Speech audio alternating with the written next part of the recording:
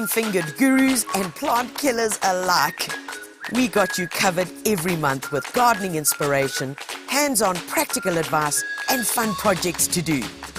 From the latest in plant fashion, growing your own, whether to prune or not to prune, from cover to cover, The Gardener and Endive magazines have got your back.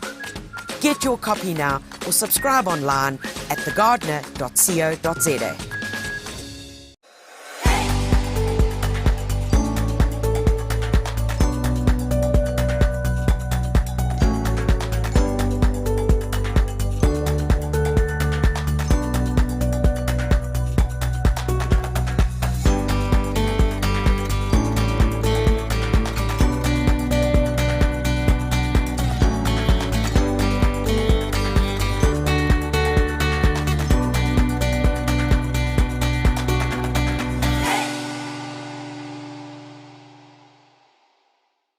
Gardening with Tanya is proudly brought to you by Atlantic Fertilizers.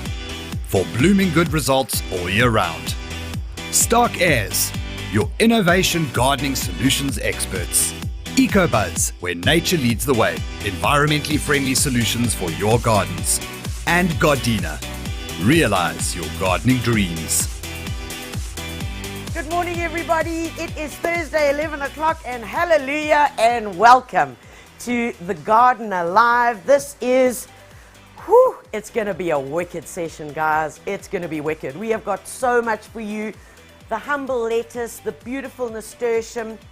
It's kind of like a marigolds, how to water your plants, what to feed, what to do with all those packets of seeds that you've got and those that you don't have. And it's all about growing. It's about growing your own. And more importantly, it's about salads that keep on giving.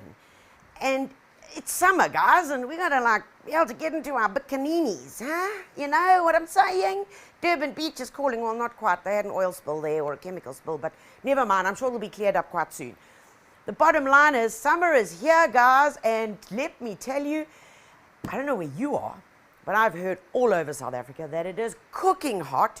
At 7:30 this morning, we were sitting at 34 degrees Celsius. It is cooking hot, which is why I'm in my bestie short pants. Okay, no comments, please. No whistling. Okay, right. No, don't make me shy now. Don't make me shy. Folks, for those of you that are watching now and for those of you who are going to watch later, it really is an honor to be with you.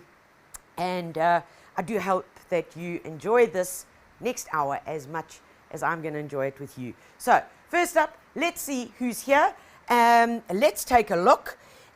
Ooh la la, they are cruising in, guys. Well done. Let's see who's on here. There's a terrible reflection that's going on here. Right, that's a bit better. Maybe it's my glasses. I've been told I need to renew them, but I haven't quite got there yet. Are you there? No. Oh, no. No, there you are. Oh, look at that. Right, Bitty, good morning. Yeah, you got a question there? We're not going to get to that question right now. We're going to stick that into the queue and get to that a little bit later. Sybil, good morning. You got rain in Durbanville. Oh, yes, I know. I spoke to one of my colleagues. He was playing golf yesterday. Can you believe it? Playing golf on a weekday? Scandalous. Anyway, yeah, I wish I could go fishing on a weekday. But that'll come. That'll come. Maddie, good morning. Janet. Joy Sullivan is here. Ruth from Namibia. Hello, Ruth. Good to have you with us. Who else have we got here? Cynthia Greenberg. Morning from Joburg. Megan from Fruna Valley in Midrand. Wayne, good morning, Wayne. How are you doing? How are the kids? How are the kids? We've got Bern. Good morning from Mandini. Yes, you were with us at our last live. I'm glad to see you back, Bern. Diane Miller, hip hip hooray! So excited to be joining you from a rather windy Uitenhage. Uitenhage. Dis Uitenhage, jong, julle. Mercia, good morning from a windy Port Elizabeth. Listen, we're going to be cruising in by there next week because we're on our way to the Bedford Open Gardens. 16 open gardens in the middle of one of the harshest climates. Just below a mountain, hardly any rain, beautiful people, amazing lamb chops, did I say amazing lamb chops? Yes, amazing lamb chops. Wonderful people, and I can't wait. I can't wait. Yeah. In fact, Bedford was, I'm talking way back when I had no grey hair, and I was much, much younger. Bedford was one of my first garden carnivals that I was ever invited to. And I remember they had horses down the main street as part of their parade. True story. They had horses, and the one horse was going mad, and as it always does. One always is a bad behavior. Where's my child? Anyway, so they don't have the parade anymore, but they've got so much else to offer. So, guys, if you haven't got anything to do next weekend or the weekend after, because they're having 2 weekends, purely because accommodation is hectic in Bedford. But there is a camping site, and I know a couple of people who do go camping there. So, plan it, get it in there. Guys, who else? Let's see who else is on here. Samuel, good morning from a scorching Pinetown. Yeah, boy, I am with you. Teresa from Cape Town. Derek Knowles, good morning. Jennifer from Middelfontein, Gauteng. Zenla on YouTube from a windy East London. Beryl's also from PE. Tina's from Windy and George. No, you're not from Windy and George. It is Windy and George. Nikki van der Linde, how's it from the UK? Well, how are you doing? How are you doing? Okay, before we get going, we've left the kids inside, but I need to show somebody off. Now, guys, those of you who might have watched our Builders YouTube a couple of weeks ago would have had a sneak little peek at this little monster. So it was kind of fait accompli. And I need to go back and explain. We were asked by an organization in the United Kingdom to produce a documentary on rabies vaccination in our rural areas. And, it's not like, because World Rabies Day has just come and gone, and they have made a commitment that by 2030, they don't want another human being ever to die of rabies. So we went into the rural community, and it's not like you make an appointment with your vet, take it along at 4:30, they're running half an hour late, as usual. No, not our vet. And anyway, so we drive in, and we have a local community member, because we go to the chief and ask permission to go in. We go to the chief, he gives us permission. We go in with a local community member, and then word spreads. And all of a sudden, people just start arriving on the side of the road with their dogs. Just start arriving. 2 cats, I swear I'm not kidding you, 2 cats arrived in 2 grain bags. In 2 grain bags on the side of the road. I was like, what's inside there? Ukati. I'm like, oh, caramba. Anyway, 2 cats arrived. This one litter of pups was brought to us in one of those big washing bins, like a tub. On top of it was a smaller green lid. And the owner lifted the lid up, and there were 7 little rubbishes. 7 little rubbishes. I saw this from a distance, and I was like, oh dear, I can see this going pear-shaped. Anyway, later on in the afternoon, we went back into that same community, because we were then teaching the kids. We've got a pictorial book, like a comic book. And Mason, who's behind the camera, and he's got a big grin on his face right now, Mason walked up, and he put his camera down on the floor, and this little rubbish came running straight up to Mason's camera and gave it a big kiss. Yes. Oh, my microphone. Oh, sorry. And gave it a big, big kiss. And this, my friends, is Ari. Ari is a synonym for iris, because the day I got her, our beautiful irises were flowering in the garden. And it also means rainbow. And she's got 1 mother and 45 fathers, but we really don't mind. We love her dearly. She's an absolute handful. I've got holes in my lawn. Holes. And she loves to talk and tell me her stories. And everybody else loves her. Rolo's got to really like her. They're BFFs. And this little munchkin is in our lives. And we don't know how big she's going to get, but check that paw. Check that paw. High five. High five. Poof. This is Ari, guys. Send her love and wish her a long, happy life with us. And I know she's going to be a gardener because she likes digging. Lucky for Mom. Say bye. So that's our little Ari. Boy, she is busy. Boy, is she busy. But an absolute little delight. And the moaning. If I leave her for a bit and I come out, it tells me a long story about how upset it was and it was lonely and it ate everything. And I will tell you right now that we've actually got someone on duty in the house where they are sleeping at the moment, or supposedly, to make sure that Ari doesn't eat the fiber cable, which is bringing us this live. So anyway, guys, let's see who else has joined us very quickly. Lavelle, hello. Oh, it looks like our little Sandy who passed away 2 years ago. Oh, Lavelle. Yeah, I tell you, that is Afrikaners at its best. The one ear looked like God stuck it on with a Post-it, because it goes, I don't know what happened, but he lost concentration there at some point, because something happened here, but we still love it. Oh, Panda. Hello, Panda. We're missing you. We're missing you. Barbara, hello, Ari. Mrs. Heidi Stevens, hello from a hot box bag. Right. Guys, let's get into it. So, we're going to start off with the basics. So let's just cut down to the basics. If any of you have never grown, have tried, have failed, have had bolting things, have planted things that you no longer identify what they are because they've grown so strangely, we're going to give you 4 or 5 pointers to keep you on the right track, to show you how easy it is. And it really is simple. Gardening is not complicated. It really isn't, guys.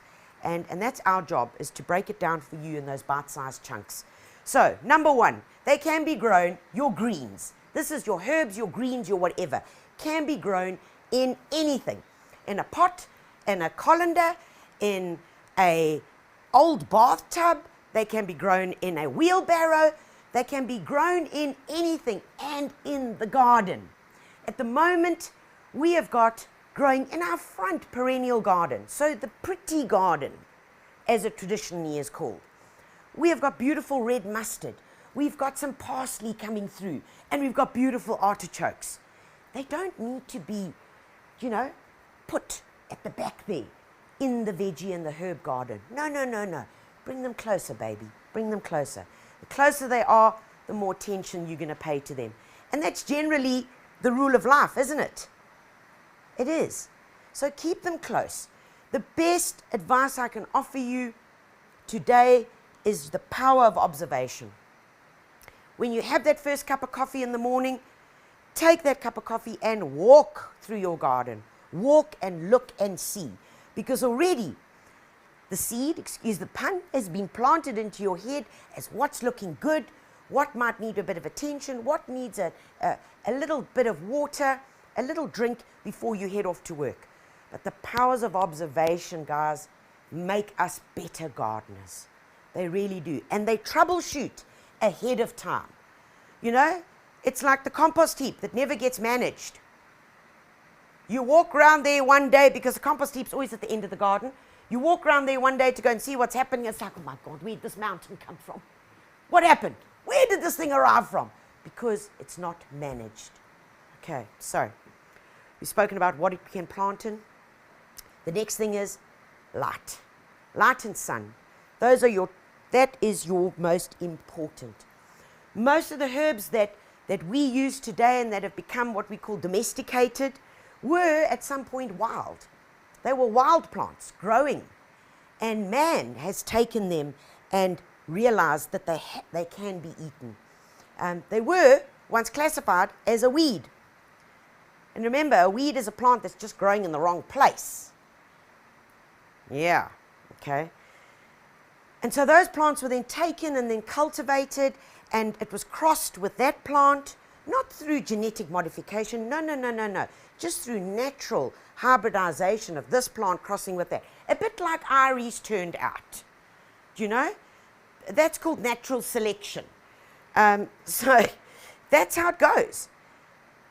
And eventually we ended up with the plants that we today see available in plant form and in seed packet form from our local garden centres. What we know as lettuce, what we know as nasturtiums, as the mushroom herb, were all at some point wild from the Mediterranean.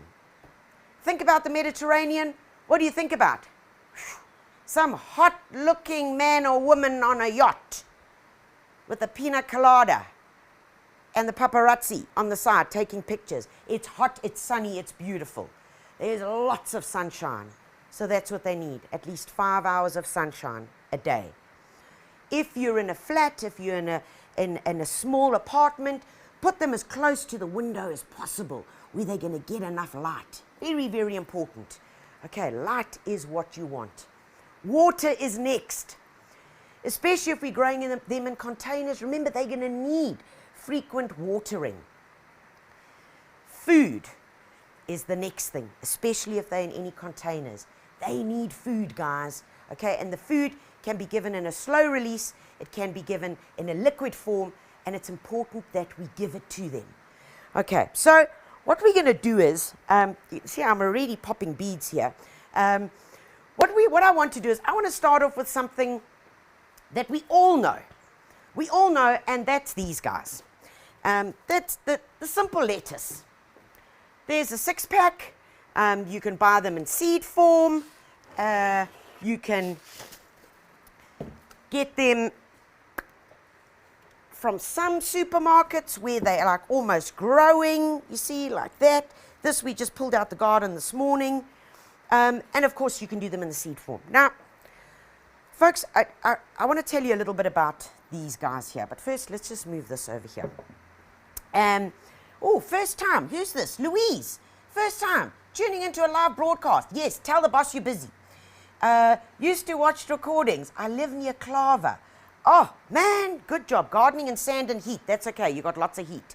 That's what you need. And you're gardening in the sand, yes, because I know it's very low lying there. You just need to improve the soil with good organic plant food. Right, let's get back to this over here. So, for those of you that still buy packets of, I'm coming to see you because I really want to talk very sternly to you. Those of you that still buy packets of lettuce. Yeah, come on. I want you to own up. I want you to own up. Those of you that buy those packets of lettuce from the shop that starts with a wa or a s or a, what other shops are there? Or a p or a whatever. Who still buys their lettuce? Come, I want to see. Come on, own up now. I want to see. And I want to see. No, don't send me happy gardening messages and happy growing. Ah, there we go, Claudette, well done. Yes, okay, good on you, you're owning up. Okay, only one out there. I doubt it. Seriously doubt it. Anyway, we were doing a quick calculation. It's summer, it's salad time. Most of you will buy those packets. The question I want to ask you, who blows up the packet?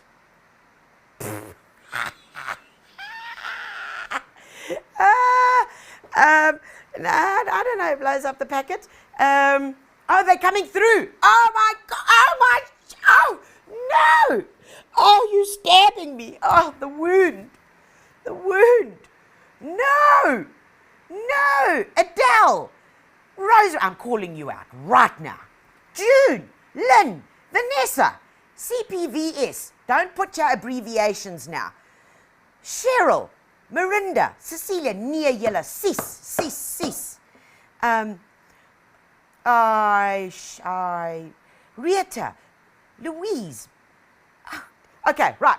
That's it. Consider yourselves all scolded, all severely in the poo. Right. So, okay, so you buy one of those packets, like I said before, who blows up the packet? I'm not too sure, but it's like when you go to the Taste Navigate and you buy a cook. You know, a nice carrot cook. Where's the... No, they use machines. I'm winding you up. But guys, you buy that packet and it probably lasts you for like a week, okay? if a week. But you use half of it, the rest goes into the bottom drawer of the fridge. And what happens next bin day, you start going through the fridge and you pull out the slimy, beautiful science experiment. Gone. You paid on average $20 for that. Some places 25, some places $18.99. Let's work on 20. You bought 52 packets. Let's say give or take, over exaggerating it slightly, but this is only the lettuce. That's 1,300 Rand. Gone. And half of it you threw away. Half of it. Highball. Okay, so it makes sense we should be growing our own. I don't need to do any other calculations because you get it. You get it. And you also know that when you do eat it, it tastes like nothing. Cardboard. Terrible. It's certainly not sweet. It's not going to hold its rigidity. It's not going to be fresh and crispy. No.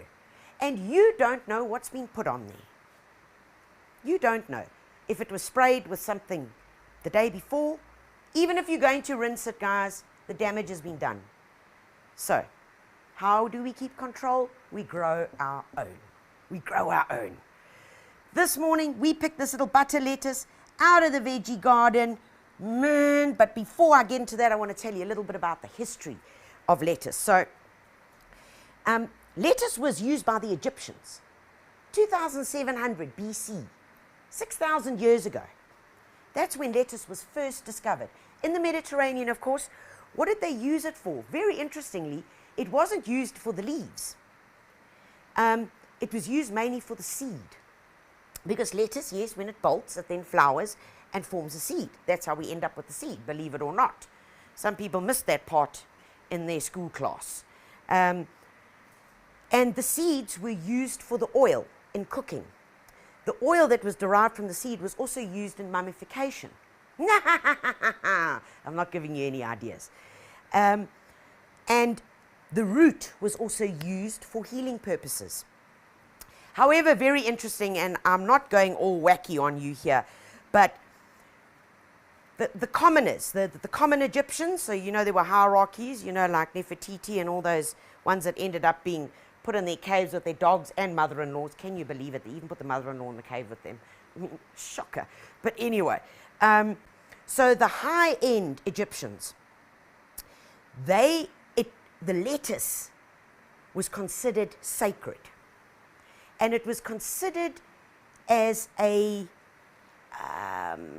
what do you call it? As a token of sexual virulence, if that's the right word.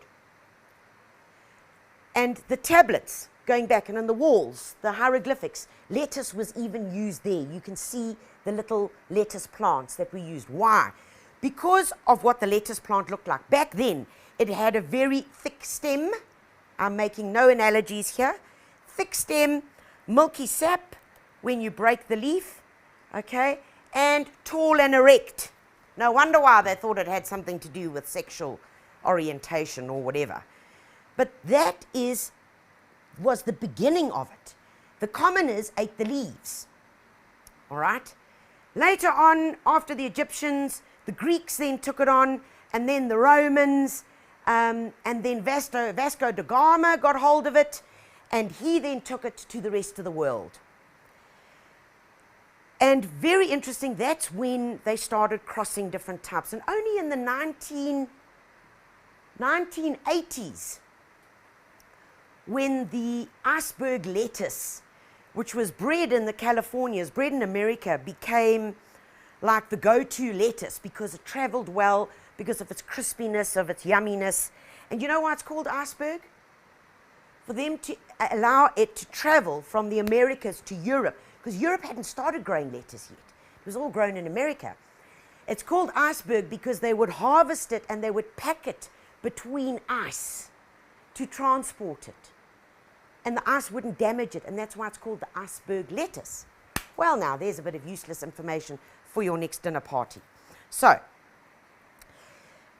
let's get back to this here. Here we have them. There are many different varieties, easy to grow.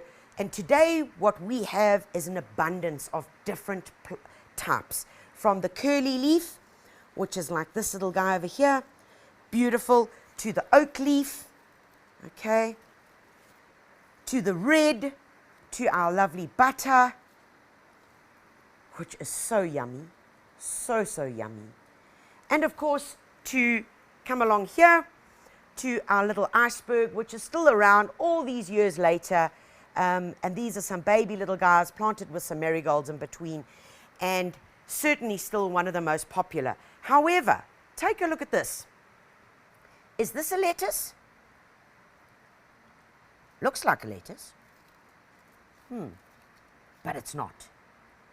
It's not. This is an endive. Now, lettuce are part of the daisy family, and endive is part of the chicory family. Chicory, yes. Chicory as in what is used as a substitute for coffee. And chicory tastes very different. And sometimes you'll get 1 or 2 leaves in those salad packs, and I hope you put a lot of it in there, because I'm being very mean now, and I hope that you eat a lot of it because it's bitter. Endive gives you a completely different taste. This is bitter, the leaf, lettuce, sweet, crispy. They're often known as the cut and come again, because you cut it and it does come back again. And especially a lot of your perpetual lettuce, like the little punnet that I showed you, they do exactly the same thing. But endives can be mixed and used within lettuce because they give you that different flavor, which is important when you're thinking of cooking. If you are using endive, and you also can use the root, which is the chicory part, you only add it right at the end of whatever you're cooking. It's especially used in soups, and you can use it in stir fries. In salads, you would use the leaf, okay, but you would use, and if you're doing stews and that, add it right at the end so that you don't lose the flavor. Okay, very important. Right, come back this way. So we've got all the basics. You can see you can grow them in a pot. They can be grown literally anywhere. What I want you to know is the following, that lettuce keep their flavor. The younger they are, the younger you pick them, the better it is, the more nutritious it is. Interestingly, that lettuce have a lot of chlorophyll in them. When you've got a lot of chlorophyll, from a nutrient perspective, not very dense in nutrition, but yet very low in calories, like we all know. That's until you add the 2 dollops of mayonnaise on top of the salad. So until then, you were doing really well. And now I'm guilty too. But guys, they can be grown simply as a microgreen. When you are picking, the other thing I want to advise is, and especially when you're growing your own, you know, you don't have to pick the whole thing. You don't have to behead the whole plant. You can simply just pick the leaves that you're requiring for that evening salad or meal, okay? Pick them and use them. The more you pick, the more it grows, the more leaves it puts onto the plant. And that, my friends, is why it's so important to grow your own. Because once you've got it, once you've bought it or cut it or harvested it, and especially bought your own, what you've picked, you've got to use. And so it makes no sense. It really doesn't make sense. So for those of you who have not grown your own, get out there and give it a bash. Okay. So that's lettuce in a nutshell, guys. What I want to get to next is one of our most commonest. And these you can sow in seed form. And I'm just looking for my seed here. I know I've got packets somewhere. Somewhere out there. There we go. Are these over here? Now, these are nasturtiums. The poor man's caper. The poor man's caper. Now, take a look in here. I don't know if you can get right in there, Mason. That is the caper. So that is the seed, all right? So this is known as the poor man caper. There are so many parts of this plant that can be used. If you're going to be sowing by seed, I recommend that you take your seed. Can you see? You can see the similarity between, look at that. So there it is. There's the green seed, and then that's when it's dry. Okay, so it's big seed. which means it's easy to grow, super easy. Don't buy a nasturtium plant. No, no, no, no, no. Sow it by seed. What you want to do is just soak the seed the night before. Just put it in a little bucket with some water. Soak it the night before, because then it germinates really, really quickly. Okay, and then germination takes place really fast. You can sow these directly into the garden and away you go. But I want to show you what you can do with this. So, and then I'm going to get to the queue because I believe there are lots of questions. So, hang tight. Let me just show you this. Almost like I go to the queue. No, right. They keep telling me what to do. With the green capers, which is what we call the poor man's capers, pick them and pickle them in some vinegar with a bay leaf, a few peppercorns. Yummy. You treat them the same as a caper. Use them with fish. Use them with some cream cheese. All right, we know that nasturtiums are your biggest aphid trap. So if you've got roses, if you've got cabbages in the garden, which we know aphids love going to, they love munching on them, plant a nasturtium, because the aphids go to the nasturtium first. Why? Because they're yummy and soft and juicy, and their little proboscis thing, that thing, gets into it easily so they can suck away the juices. So it's called an insect trap. So when you go along to your veggie garden, you go to the nasturtium first, check if there are any aphids. If there are aphids, all you got to do is run your finger up and down the stem, squash them, very therapeutic, 100%, or just get a strong jet of water and blow them off to your favorite neighbor. What can be used of them? Right, I want to show you very, very quickly here. Now, guys, the flowers can be tossed in salads. We know that, okay? But do we do it? Not often enough. I want to show you very, very quickly. You can make a beautiful nutty butter because nasturtiums are high in vitamin C, very, very high in vitamin C, good with fiber, and when you eat them, if you've got a sore throat, because you've got high vitamin C, you need to munch on these. It's got this little peppery, yummy, yummy, yummy. And then the flavor starts changing. Yeah, I know we all know this, but we don't do it. We don't actually eat them. So, oh, it's peppery. It's really, really good. Okay, so this is what we do.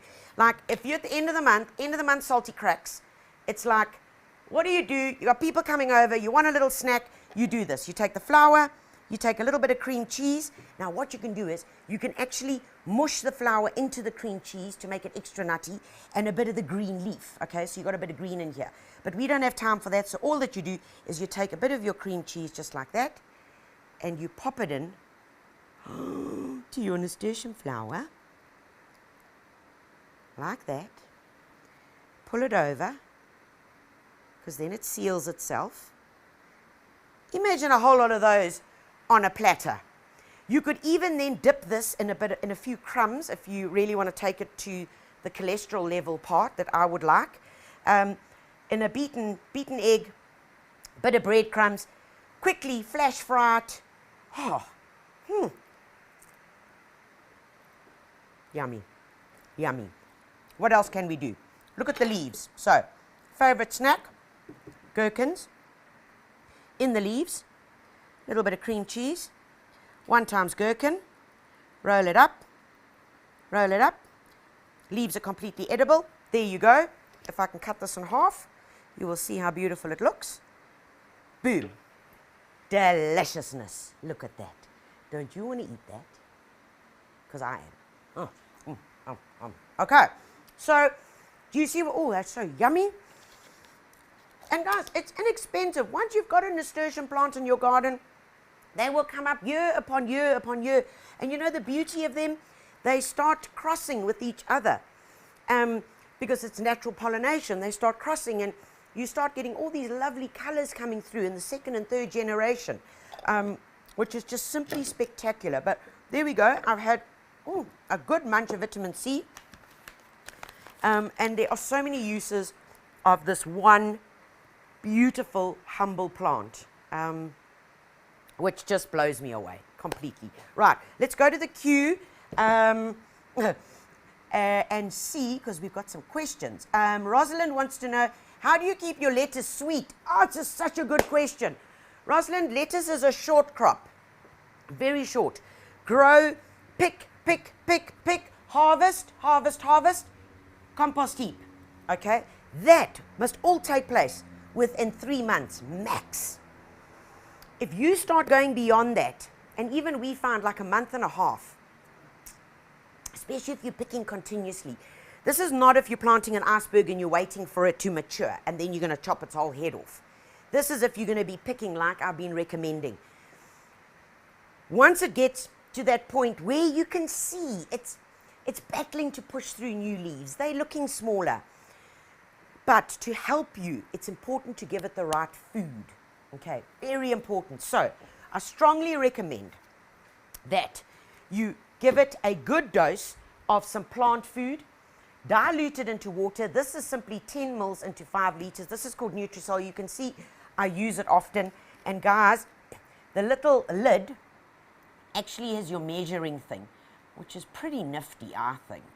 You see over there? So that's 10 mils and 5 liters of water. And there's something I want to point out to you guys, that, you know, when you, I'm so enjoying that at Nasturtium. When you are buying plant foods,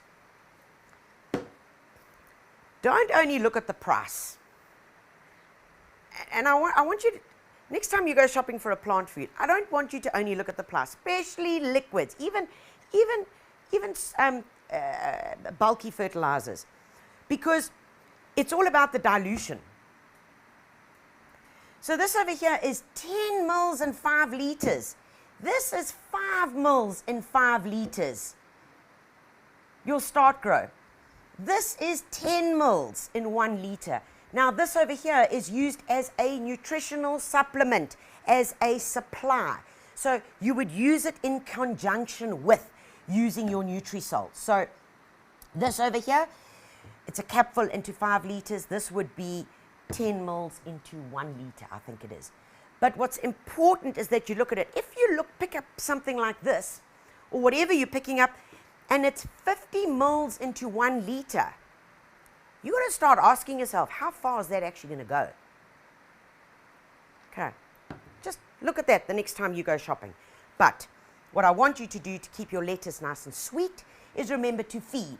So let's get to the basics of preparation, because this is going to help you get to that point. If you've, whatever soil you've got, I don't care if you've got a good thick loamy soil, if you've got a very sandy soil, preparation is key. So in it, I want you to put in some superphosphate, all right, dig your soil over nice and deep, at least a fork's length. Then what I want you to do is I want you to add some of this. Now, guys, you know that this is a brilliant, brilliant product. I want to open up the bag here. Now, this is pelletized chicken litter that has gone through a heat treatment process. Plus, it's got added fish meal and kelp. And it comes in pellets like this. And it looks like rabbit food, but it's not rabbit food. And your dogs will want to eat it, because mine do. But nothing happens to them. And I haven't got Rottweilers. They're all staying the same size, which is truly important. It is safe to use. It's organic, which means that it's not going to burn. It is not going to burn your plants. When you put this around your plants, even if you throw it on top of the plant, you know, like some of you fertilize. I've seen it. I think you hoy it on top. Let me remind you that the soil needs to take up the nutrition if it's granular. Liquids, the leaves will take it up, or then you use it as a soil drench. So not on top of the plant, okay? Guys, because this is pelletized, it works as slow release. 50 to 100 grams every 6 weeks around your veggies, around your herbs. When you're doing preparation, it's 100 grams per square meter. Over the soil, dig it in with your bone meal, get it in, and this is going to improve your soil. How's that going to work, Tanya? I mean, how is an organic going to help improve my soil? It does it several different ways. Number one, it's going to improve. The more you use it, it's going to improve the water holding capacity of your soil. It's going to make sure that your nutrition stays there around your soil. Plus, there are no weeds. Because this has gone through a heat treatment process, there are no weeds there, and it will not burn. And the most important of all is that it improves your organic content of your soil. Okay, so once you plant it, every 4 to 6 weeks. Then, to really help that they are not going to get bitter, you want to use a liquid plant food like the Nutrisol, which you would use every 2 weeks. You can use this as a soil drench, or you can use it as a foliar. There are different applications for it. And then during times of excessive heat or cold, you use this Calpac. Now, that is like, you know when you've got a bad tummy, or you know when you start taking antibiotics, the doctors always tell you, take a probiotic or eat yogurt. Okay, it just helps, it boosts. It's like taking a little extra vitamin. So this is what we call a conditioner. It's a stimulant. It helps to support plants in times of stress, where the heat stress, where the cold stress, and it helps to make the nutrition that's there more available. So, okay, so that gives it to you. That will help your lettuce. And water. Do not stress out plants. Do not get home and leave them hanging like that. And that's why I said the first thing in the morning when you go out there with your cup of coffee is look, observe. Is it going to be a very hot day? If it is, yes, then you've got to make sure they have enough water. Okay, 20 minutes. Caramba. Right, Janet wants to know. Did some tomatoes, you sowed some tomato seeds and they germinated up to about 1 inch high with 2 leaves and then just stopped growing. Oh, Janet, okay, I know exactly what happened. So there are a couple of seeds that, which we call, are susceptible to root diseases. And it's not actually a root disease, it's a stem disease. And what happened to your tomatoes is called dampening off. And it happens in cucumbers, it happens in the pumpkin family, tomatoes. I'm thinking what else it happens in. Yeah, those are about the 3 that it really happens in. So they grow, they're looking gorgeous, they grow, and then they just, they fall over. That's called dampening off, and that's a terrible bacterial infection called Phytophthora, what's the other one called? It's not Psidium. Anyway, the haha. It makes your plant die. Okay, so how do we get rid of that? Guys, I'm going to show you. This is used by farmers around South Africa, and it's now available to us. This is called Root Pro. Now, I encourage you, when you sow your seeds, I encourage you to water them with this. You get 3 little sachets in here. You dilute 1 sachet into 5 liters of water, and you water your seeds with this.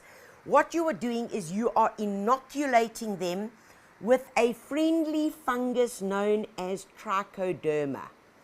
Now, Trichoderma eats those bacteria and fungi that make your tomato seedlings fall over for breakfast. Basically, that's what it does. It eats them.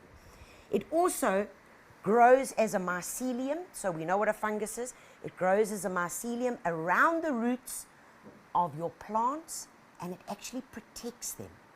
So it protects them and forms the sheath. So when any bad bacteria or fungus are coming towards it, it acts like a shield. And we've seen slides, microscopic slides, of how this Root Pro works, where it forms the sheath, and anything that's coming towards it, it's like, you know, like a zapper, like you see on Star Wars. Gone. So that's what happened to your tomatoes.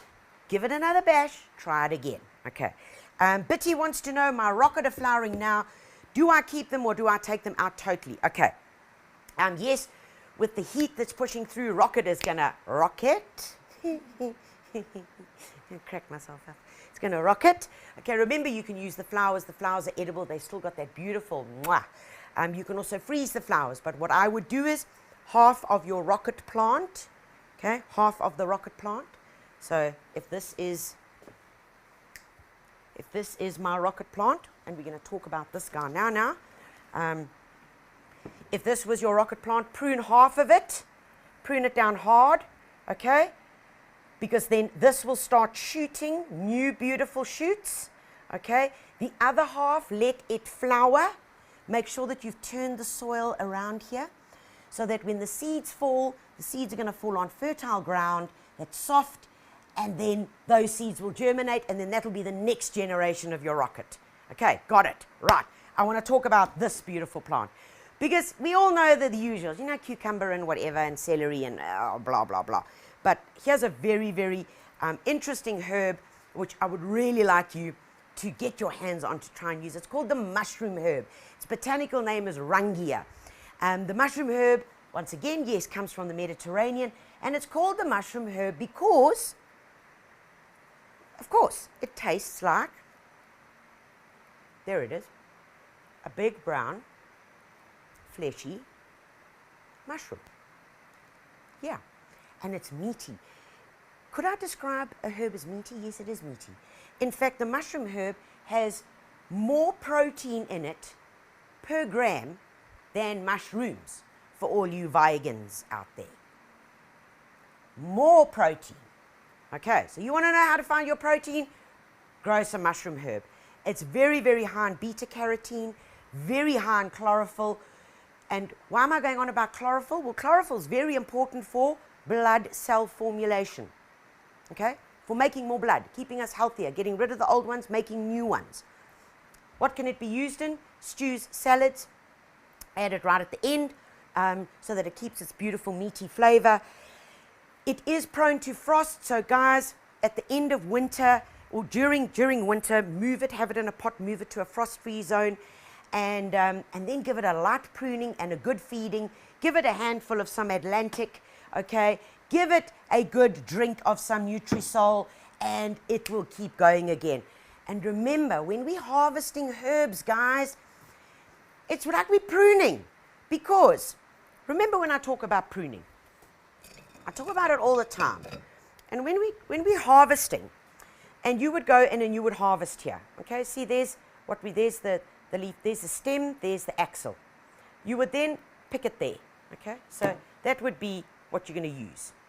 Where I've pruned there, what I've now actually done is all of a sudden, in the next few minutes in this plant, all the growth hormones are going to go to this, and then they're going to cause lateral growth. So you're actually stimulating growth, all right? You're stimulating growth because of the pruning, which is why the more you harvest, the more you get. The mushroom herb is fascinating, guys. So remember, after winter, it's a light pruning, and then keep it going. It is a perennial, so it's not going to go on and on and on and on forever. After 2 years or so, you are going to need to replace it. So get your next one going in order to make sure that you have that continuity. Okay. Where are we? I need a sip of water before we move on. Oh. Okay, one other thing I want to show you. Okay, let's get to this. Gadgets, gadgets, gadgets. You know Tanya loves gadgets. Okay, come and look over here. Guys, so our good gardening friends, great gardening friends, they always send me new gadgets to try out. And they know, like, I'm a gadget girl, you know. And I love trying them out, and I love seeing if they're going to work, what's the pluses, what are the negatives. And this one, we tried it out last year. We tried it out and we liked it so much that we told Gardena they're not getting it back. Yeah, Fatima, it's mine. So this is the Aqua Bloom from Gardena, guys, and it comes in this little thing here, this little box over here.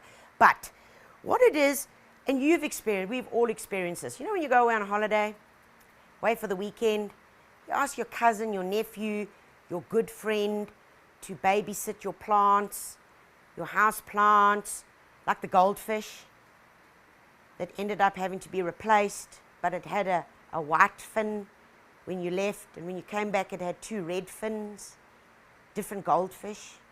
You know, and they don't water your plants.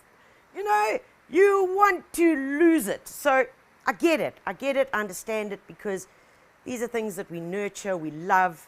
And here is a whole plethora of salad greens in 3 pots. So don't tell me you don't have space. But anyway, let's get back to the Aqua Bloom. This guy over here, excuse me, it's too many greens for me for one day. Right, guys, have a look here. I've got a bucket over here. I've got a bucket with water in it. 5 liters of water. Stay right there, Mason. So what you do is, in here is a filter, okay? Check it out. There's a filter, all right? And built into this thing here is your pump, okay?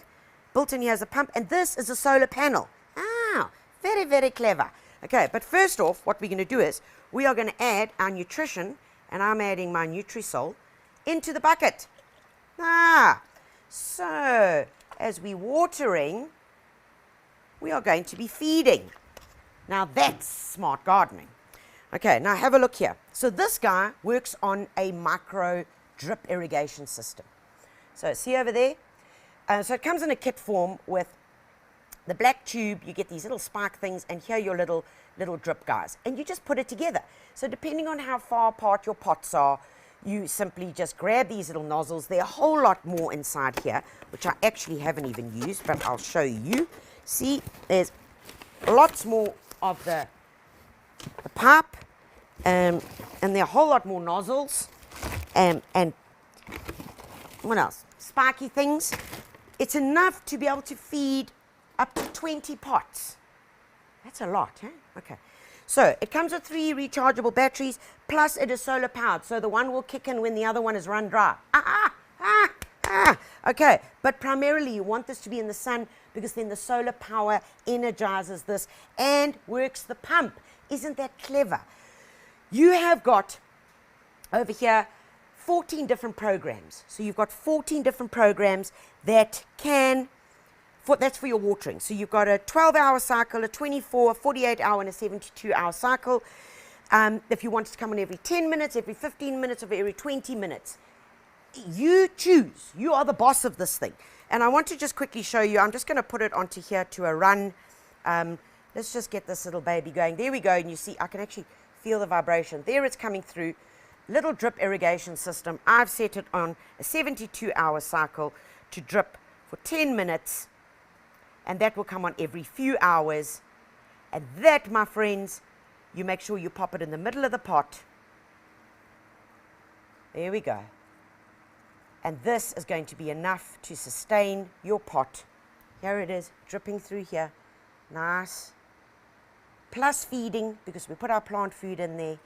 Enough to make sure that my pots are going to stay watered and fed and still be alive when I get home. And it's not only for when you're going away on holiday, guys. It's for busy people, because I know we're busy.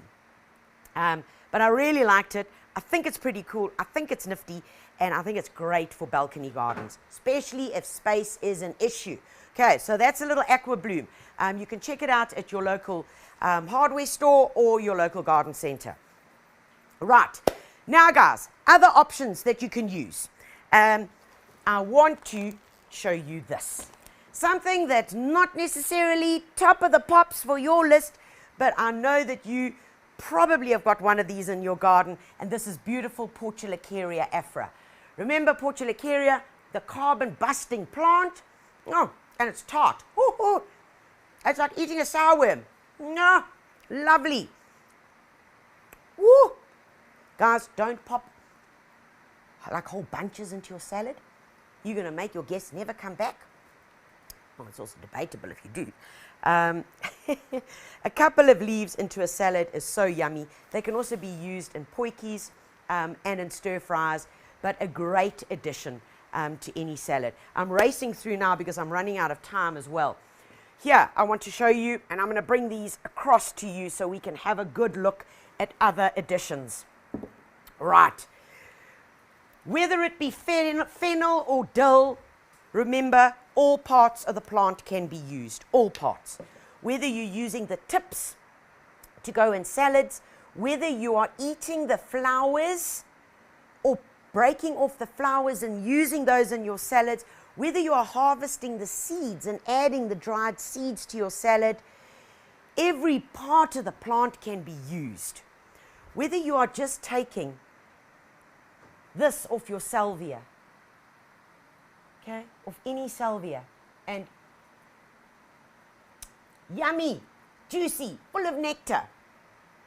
Sorrel, this is the beautiful red veined bloody sorrel, beautiful, yummy to use. And look at this, I want to show you, look at that. If you do that, See, there, that's where it gets its name from. But you've recognized this. If you've bought those salad packs, you've recognized these little leaves. Also yummy to use to fold up and use almost as one of the dolmadas. Break it up, tear it up, even throw it into stir fries. We use it with almost everything. Over here, we've got celery, flat leaf parsley as well. And what else have I got? Some beautiful mint. Guys, there are so many options. It's not only about lettuce and tomatoes. And if you are going to grow tomatoes, guys, I strongly recommend that you go with these. This is the little mini one. You know, the little guys like you normally buy in those punnets as well. Yeah, I know. These are the little cherry tomatoes. They're so easy. You can actually sow these directly, or you can sow them in little punnets. Give them room because they need at least a meter because they get big. All right? And they're just going to keep on giving and keep on giving. And guys, when you have eaten a cherry tomato from your own tomato bush, or whether it be, I think I've got this other, which is another great one, the Floriade, which I love. The Floriade, which is the bigger, rounder tomato, which we almost call the cutting tomato. If you have ever grown any one of these by seed and you have grown your own at home, when you have eaten that tomato, you will, for the first time, acknowledge what tomatoes should taste like. I promise you that. When the sun beats on them, they get so sweet and juicy, and you will have basil growing in your garden, and you slice that up with a bit of cheese, sprinkling of balsamic. Come on, that is real tomato. And the best thing about it, with your little cherries, once you've picked them, you've bought your seed, you've sown them, take your little cherries, and if some of them fall on the ground, they're going to germinate as well. So come on, guys, this is simple. This is easy, and we don't do enough of it. Now, before we get to jobs for the weekend, there's one other beauty that I need to show you.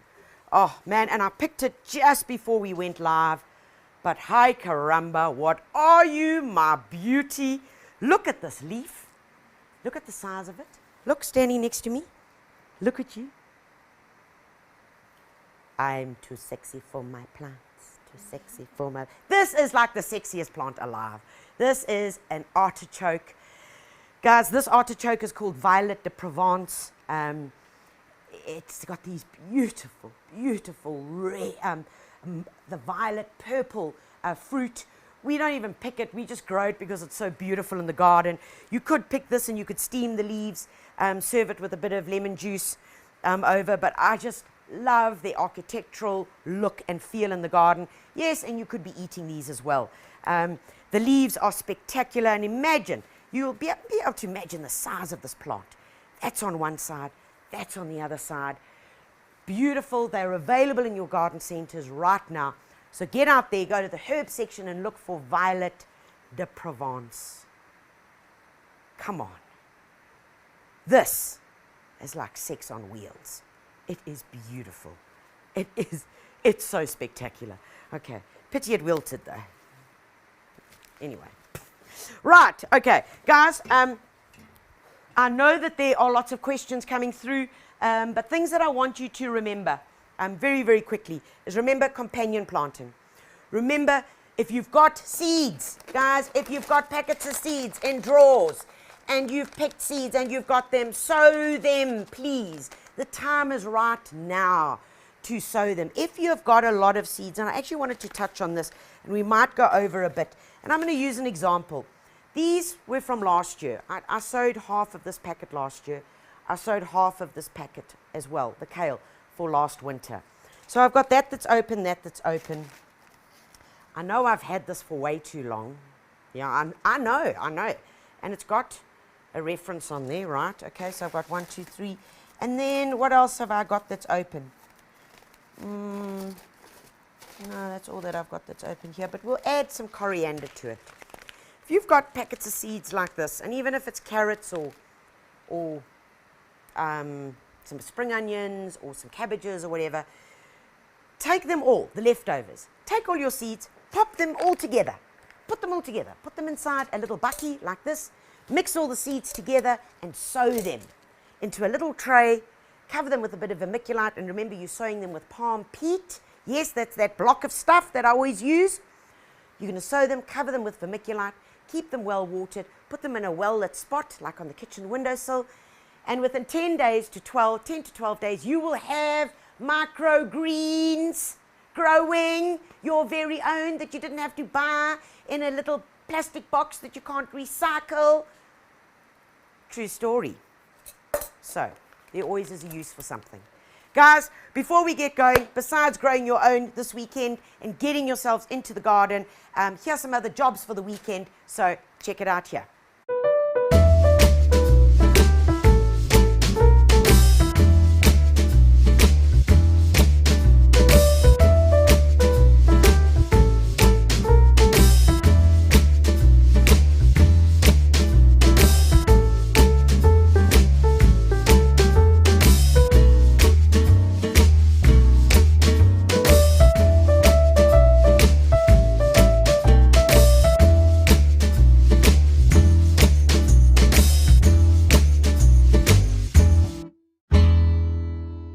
Right, folks, so those are extra things that you need to do, and there's some fun things involved there. And remember, it's also bulb planting time for summer season, and on Sunday it's garden day.